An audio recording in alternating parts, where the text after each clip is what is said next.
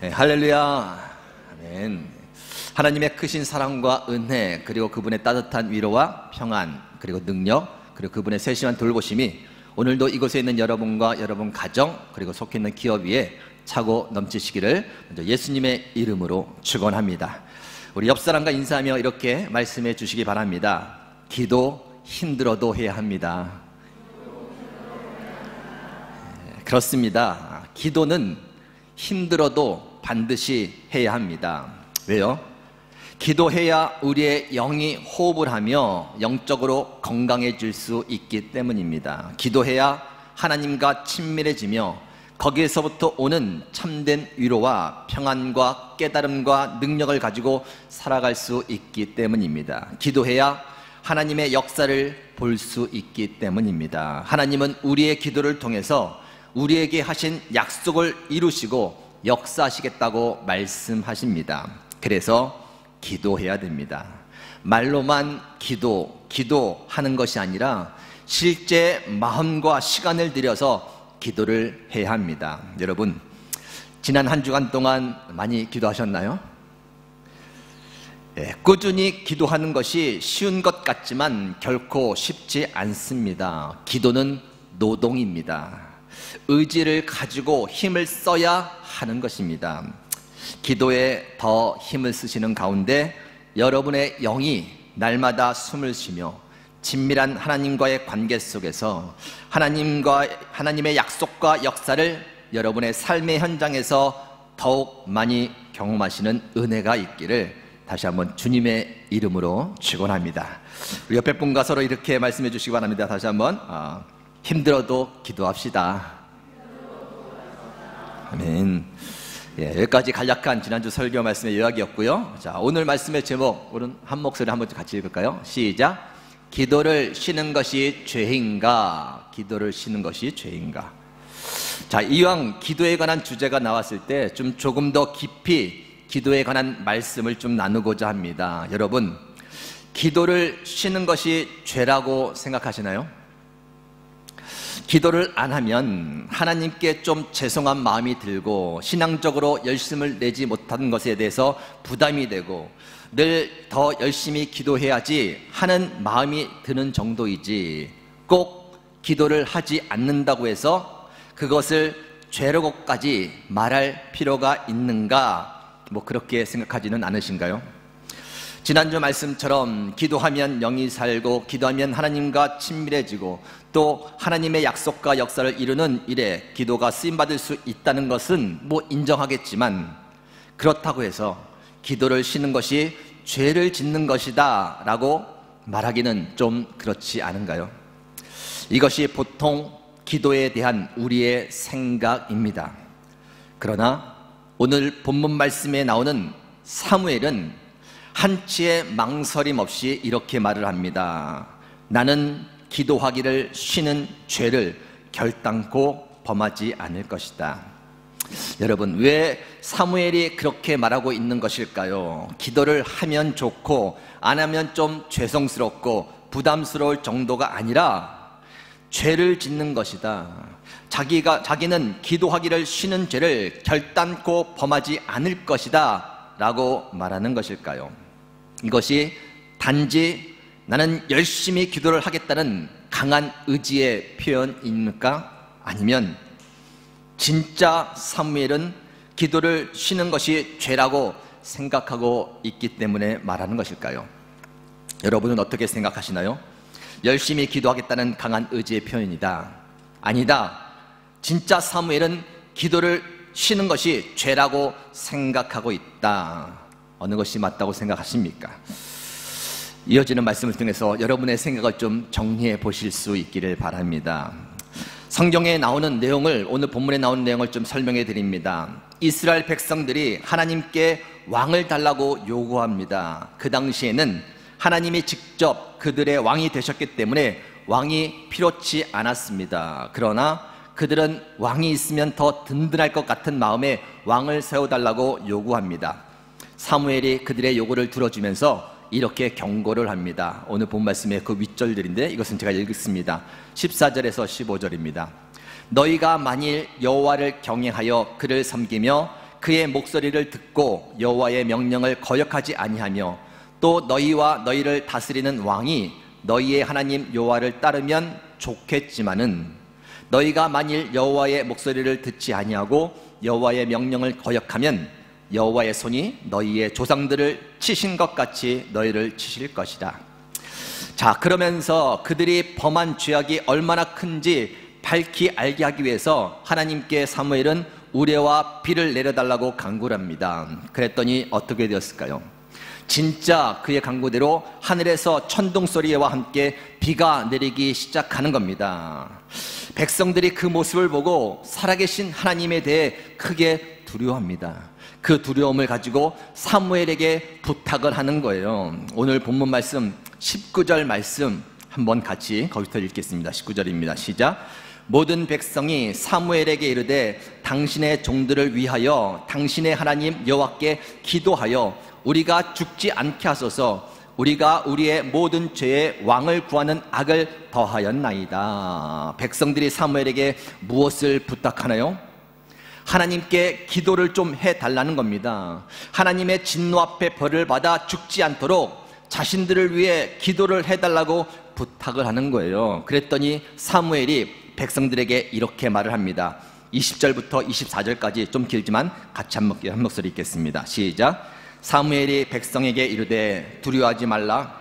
너희가 과연 이 모든 악을 행하였으나 여호와를 따르는 데에서 돌아서지 말고 오직 너희의 마음을 다하여 여호와를 섬기라. 돌아서서 유익하게도 못하며 구원하지도 못하는 헛된 것을 따르지 말라. 그들은 헛되니라.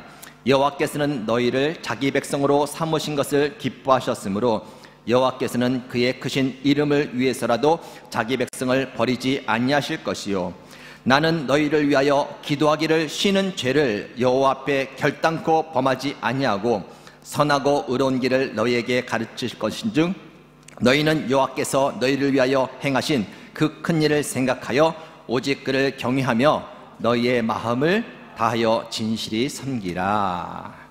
자신들을 위해 기도해달라는 백성에게 사무엘은 무엇이라고 말합니까? 23절 나는 너희를 위하여 기도하기를 쉬는 죄를 여호와 앞에 결단코 범하지 아니하고라고 말합니다. 일단 여기에서 사무엘이 말하는 그 기도는 백성들을 위한 중보 기도라는 것을 좀 알 수 있습니다.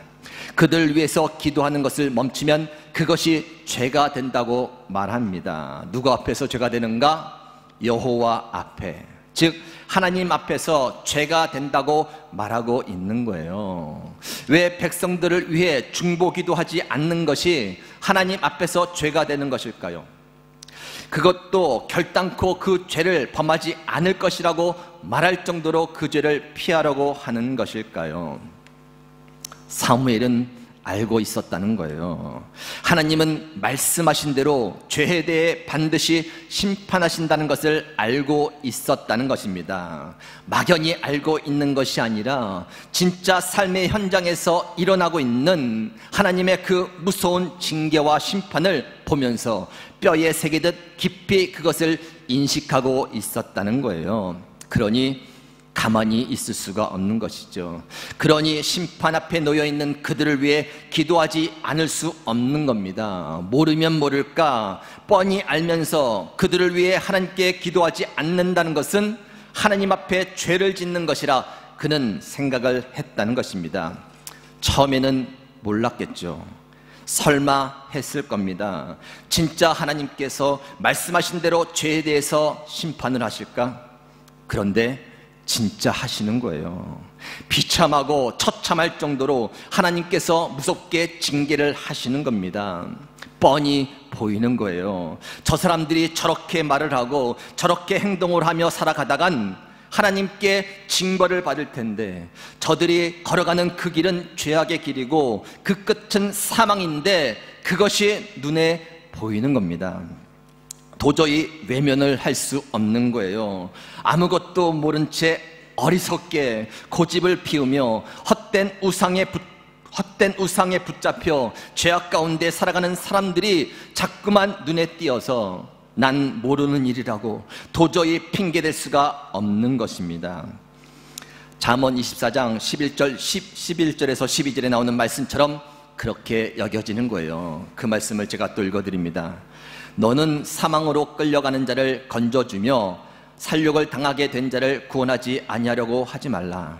네가 말하기를 나는 그것을 알지 못하였노라 할지라도 마음을 저울질하시는 이가 어찌 통찰하지 못하겠으며 내 영혼을 지키시는 이가 어찌 알지 못하시겠느냐. 그가 각 사람의 행위대로 보응하시리라. 무슨 말씀인가요? 핑계를 댈 수 없다는 것입니다. 뻔히 사망으로 끌려가는 자들을 보면서 나는 알지 못한다고 말해봤자 소용이 없다는 거예요. 하나님은 그 책임을 물으시겠다는 것입니다. 그래서 기도를 할 수밖에 없는 거예요. 저들의 영혼을 불쌍히 여겨달라고, 저들이 돌이킬 수 있도록 은혜를 베풀어 달라고, 저들의 죄를 용서해 달라고 그렇게 간절히 기도할 수밖에 없다라는 겁니다. 왜요? 모른다고 핑계댈 수 없기 때문에 조금만 신경을 쓰고 조금만 신앙의 눈으로 주변에 있는 사람들을 살펴보면 뻔히 알 수 있는 것이기에 그것을 모른 채 하고 기도해 주지 않는다는 것은 책임을 회피하는 것입니다. 그래서 사무엘은 죄라고 말하는 거예요. 그들을 위해 기도하지 않는 것은 죄라고 그렇게 한치의 망설임 없이 말하고 있는 것입니다. 우리 옆 사람에게 좀 이렇게 말씀해 주세요.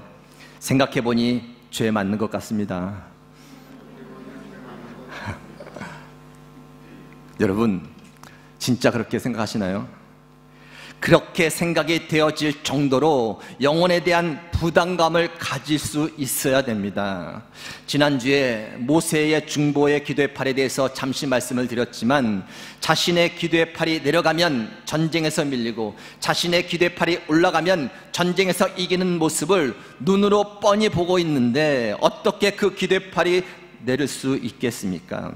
기도하지 않으면 나의 사랑하는 부하들이 적들에게 밀려 죽음을 보게 될 것을 뻔히 눈으로 보고 있는데 어떻게 그 기도의 팔을 내릴 수 있겠습니까? 그 팔을 내린다면 죄를 짓는 것이라 생각하겠죠. 여러분, 혹시 여러분에게 이러한 인식이 있으신가요?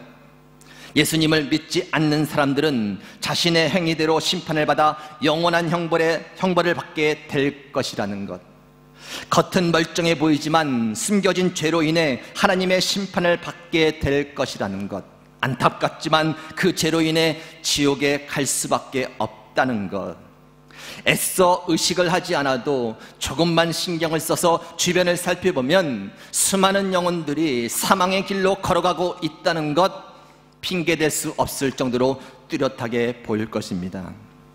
더욱이 이곳은 이슬람 국가이잖아요. 하루에도 수많은 무슬림들을 오가며 마주하게 되잖아요. 어떤 생각으로 그들을 바라보고 계십니까? 그들의 영혼을 위해 기도하지 않는 것이 너무나 당연하고 일상이 되어버리지는 않으셨나요? 나와는 아무런 상관이 없는 것처럼 그들이 하나님의 징계를 받고 심판을 받아도 전혀 나에게는 책임이 없는 것처럼 그렇게 인식을 하고 계시지는 않으신가요? 인식을 바꾸셔야 됩니다. 무서운 심판에서 나를 구원해 주신 하나님께서 이제 주변에 있는 영혼을 살피라고 말씀하십니다. 그들을 위해 간절히 기도하라고 말씀하십니다. 내가 몰랐다고, 진짜 그렇게 될 줄은 몰랐다고 핑계 대지 말고 하나님의 무서운 징계와 심판을 생각하며 두렵고 떨리는 마음으로 그들의 영혼을 위해 기도하라 말씀하십니다. 여러분, 하나님은 말씀하신 대로 그대로 행하시는 분이십니다. 시건치 않으시는 분이에요. 회복과 구원을 말씀하시면 어떤 일이 있더라도 반드시 회복과 구원을 해 주십니다. 징계와 심판을 말씀하시면 어떤 일이 있더라도 반드시 징계와 심판을 하시는 분이세요. 절대 하나님의 말씀을 가볍게 여기지 마시기 바랍니다. 농담처럼 여겨서는 절대 안 됩니다. 설마라는 생각은 아예 버리셔야 합니다. 창세기 19장 14절입니다. 롯이 나가서 그 딸들과 결혼할 사위들에게 말하여 이르기를 여호와께서 이 성을 멸하실 터이니 너희는 일어나 이곳에서 떠나라 하되 그의 사위들은 농담으로 여겼더라. 농담으로 여겼더라. 성적으로 타락한 소돔과 고모라 성을 하나님께서 불과 유황으로 심판하고자 작정을 하셨습니다. 그리고 그 일들을 미리 룻에게 알게 하셨습니다. 그런데 그 룻이 앞으로 사위가 될 사람들에게 말해준 거예요. 그랬더니 그들이 농담으로 여겼다고 말합니다. 설마 그런 일이? 하나님의 말씀을 믿지 못하고 가볍게 여긴 것이죠. 결국 그들은 피할 수 있는 기회를 다 놓쳐버리고 그곳에서 뜨거운 불과 유황 속에 죽음을 맞게 됩니다. 옆 사람에게 이렇게 말씀해 주세요. 절대 농담 아닙니다. 하나님의 말씀은 절대 농담이 아닙니다. 그냥 하시는 말씀도 절대 아닙니다. 진짜 그 말씀대로 결국은 다 행하십니다. 기도를 쉬는 죄를 결단코 범치 않을 것이다 라고 말한 사무엘은 아주 어렸을 때 그 하나님을 만나게 돼요. 그 하나님을 보게 됩니다. 사무엘의 엄마는 한나죠. 한나가 서운합니다. 자녀를 낳으면 그 자녀를 하나님께 드리겠다고, 하나님께서 원하시는 일꾼으로 삼아달라고 그렇게 서운 기도를 드립니다. 그래서 태어난 사무엘은 어렸을 때 성전에서 지내게 됩니다. 엘리 제사장 밑에서 양육을 받으며 자라게 됩니다. 그런데 어느 날 하나님께서 어린 사무엘을 부르시는 거예요. 사무엘아, 사무엘아. 처음에는 엘리 제사장이 부른 줄 알고 그곳으로 갑니다. 그런데 그게 아닌 거예요. 눈치를 챈 엘리 제사장이 하나님께서 널 부르시는 거라고, 한 번 더 부르시면 대답하고 말씀하시라고, 주의 종이 듣겠다고 그렇게 말하라고 가르쳐 줍니다. 잠시 후에 하나님께서 또 사무엘을 부르셨고, 사무엘은 엘리 제사장이 가르쳐준 대로 그렇게 말을 합니다. 하나님, 말씀하여 주옵소서, 주의 종이 듣겠습니다. 그런데 여러분, 하나님께서 어린 사무엘에게 무슨 말씀을 하신 줄 아십니까? 징계와 심판에 대해서 말씀하십니다. 그것도 다름 아닌 엘리 제사장 집안에 대한 심판에 대해서 말씀을 하시는 거예요. 엘리 제사장에게는 두 아들이 있었는데 그 아들들이 온갖 죄를 지으며 다녔습니다. 하나님께 드린 제물을 자기 마음대로 가져다가 먹었습니다. 회막에서 수종드는 여인들과 잠자리를 갖기도 했습니다. 그런데 더 큰 문제는 아버지 엘리 제사장이 그 사실을 알면서도 그냥 놓아뒀던 거예요. 그에 대해서 하나님이 반드시 심판하시겠다고 사무엘에게 말씀을 하시는 거예요. 어린 나이에 얼마나 놀랐겠습니까? 자기가 믿고 섬기는 아버지 같은 엘리 제사장 집안을 하나님께서 심판하시겠다는 그 말씀을 듣고 얼마나 놀랐겠습니까? 설마 하나님이 진짜 심판하실까? 그냥 하시는 말씀이겠지, 그렇게 생각하지 않았겠습니까? 어린 나이에. 그런데 시간이 지나고 사무엘은 하나님의 심판을 목격하게 됩니다. 전쟁에 나간 엘리 제사장의 두 아들이 적들에 의해서 비참하게 죽고 마는 거예요. 완전히 전쟁에 패하고 하나님의 언약궤까지 다 빼앗겨 버립니다. 그 소식을 들은 엘리 제사장이 의자에 앉아있다가 갑자기 뒤로 넘어가면서 목이 부러져 죽고 맙니다. 그때부터 사무엘은 두려움을 갖게 되는 거예요. 하나님은 진짜 말씀하신 대로 행하시는 분이시구나, 하나님 앞에 죄를 지으면 반드시 심판을 받게 되는구나, 그러한 인식이 생기게 되는 겁니다. 그 인식을 가지고 주변 사람들을 보니 안타까운 거예요. 불쌍해 보이는 겁니다. 아무것도 모른 채 자기의 생각을 고집하며 사망의 길로 나아가고 있는 그들이 참으로 가엾게만 느껴지는 거예요. 그래서 기도했겠죠. 불쌍히 여겨달라고, 그들을 용서해달라고, 하나님께로 돌아올 수 있도록 긍휼을 베풀어달라고 간절히 기도했겠죠. 어느새 그것이 사무엘의 사명이 되었습니다.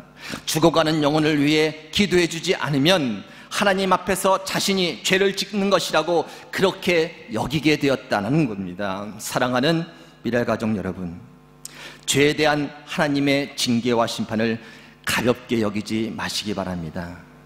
그것을 진정 믿고 인식하고 있다면 죽어가는 영혼을 위해 기도해주지 않는 것은 죄라고 고백하게 되는 거예요. 기도해야 됩니다. 두렵고 떨리는 마음으로 연약한 영혼들과 아직까지 죄 문제를 해결받지 못한, 구원받지 못한 수많은 영혼들을 위해 간절히 기도해 주어야 됩니다. 에스겔 18장 23절 말씀입니다. 주 여호와의 말씀이니라. 내가 어찌 악인이 죽는 것을 조금인들 기뻐하랴. 그가 돌이켜 그 길에서 떠나 사는 것을 어찌 기뻐하지 않겠느냐.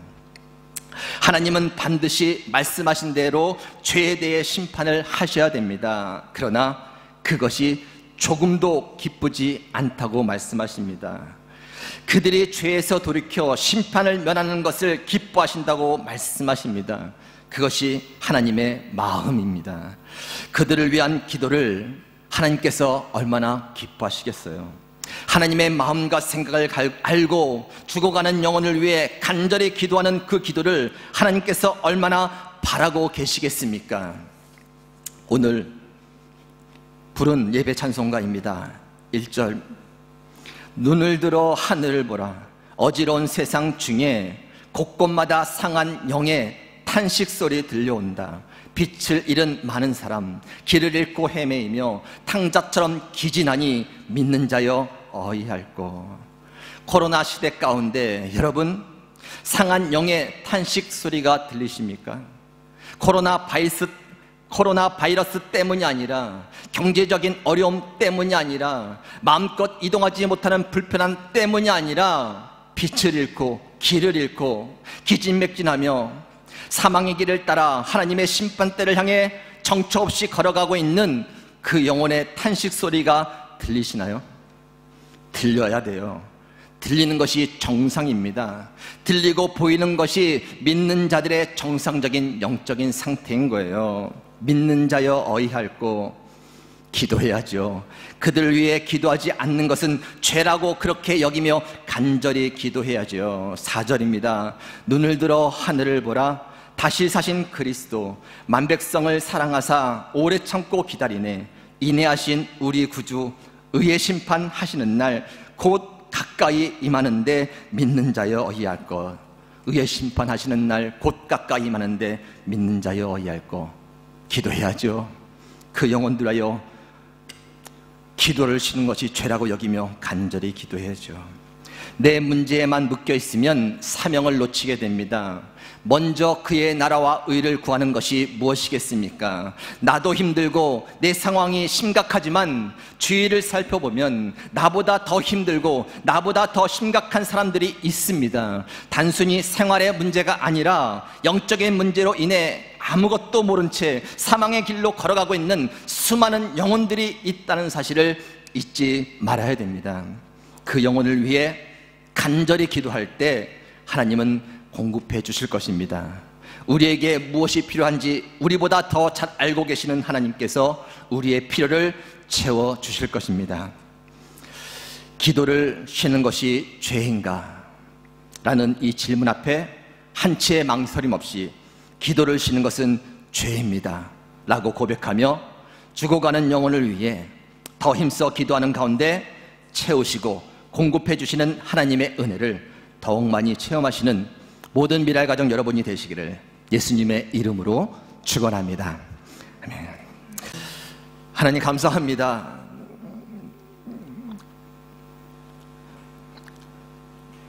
늘 우리에게 주어진 일, 당장의 일 때문에 하나님 힘들어하고 버거워하며 그것에 매여 진정으로 하나님의 마음과 하나님의 생각과 사명을 놓치고 살아가는 저희들에게 오늘도 생명의 말씀을 통하여 하나님의 생각을 품게 하시고 아버지 그 길로 나아갈 수 있도록 인도해 주시니 진심으로 감사를 드립니다. 하나님, 기도를 쓰는 것이 죄인가라고 그 질문 앞에 하나님 우리에게 맡겨주신 그 영혼들이 있는데 우리가 기도하지 않으면 그대로 사망으로 달려가 지옥에 갈 수밖에 없는 수많은 영혼들이 있는데 그것을 알면서도 외면하고 모른 채하고 하나님 기도하지 않는다는 것 분명히 주 앞에 죄라고 고백하며 다시 한번 그 영혼들의 탄식 소리가 들려지게 하시고 다시 한번 그 영혼들이 달려가는 그 죽음의 길을 볼 수 있도록 우리의 눈을 뜨게 하여 주셔서 진정으로 하나님의 마음을 품고 기도하며 하나님께서 맡겨주신 그 일들을 감당해내는 저희들 다 되게 하여 주옵소서. 구원코자 작정하신 그 많은 영혼들이 우리 주변에 있는 줄 믿습니다. 힘써 기도할 때 역사하셔서 주께로 돌아오는 역사들이 있게 하여 주시고 하나님 이것이 주 앞에 먼저 그의 나라와 의를 구하는 일들이 되게 하심에 약속하신 대로 우리의 필요를 채우시고 우리의 또 필요를 공급해 주시는 하나님의 은혜를 경험하는 저희들 다 되게 하여 주옵소서. 감사드리며 예수님의 이름으로 기도 올렵나이다. 아멘.